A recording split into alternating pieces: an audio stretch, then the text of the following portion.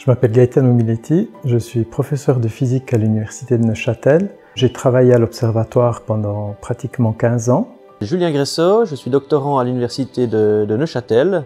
Je travaille sur l'histoire de l'observatoire cantonal de Neuchâtel.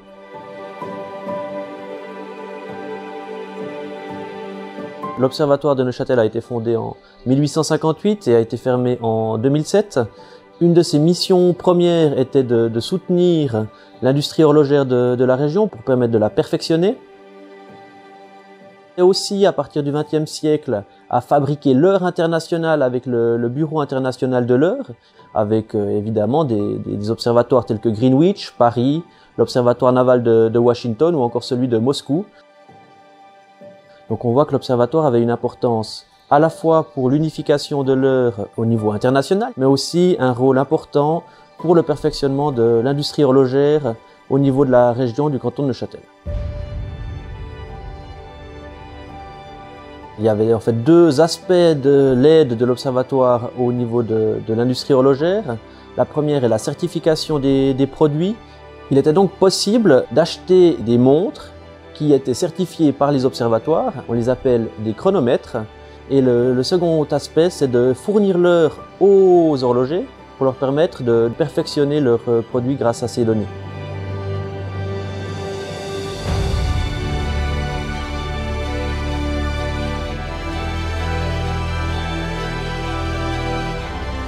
Pendant longtemps, l'heure exacte était définie par rapport à la rotation de la Terre. Donc on disait qu'une certaine fraction du temps que la Terre employait pour faire un tour sur elle-même, c'était une seconde. C'est pour ça qu'il était important de regarder dans les étoiles le mouvement apparent des astres pour pouvoir déterminer l'heure.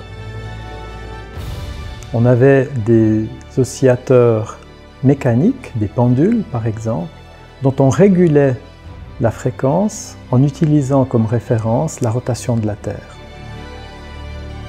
Mais lorsque la science de la mesure du temps est passée de l'astronomie à la physique atomique, il est devenu plus naturel finalement d'intégrer cette recherche non plus à un observatoire, mais à un institut tel que l'université, avec une partie enseignement, une partie transmission de ce savoir, puisqu'on est passé de l'astronomie à la mécanique, à l'électronique et aujourd'hui à la physique atomique. Et donc, outre être passionnante en soi, on peut approcher finalement la vulgarisation des sciences en parlant de mesure du temps.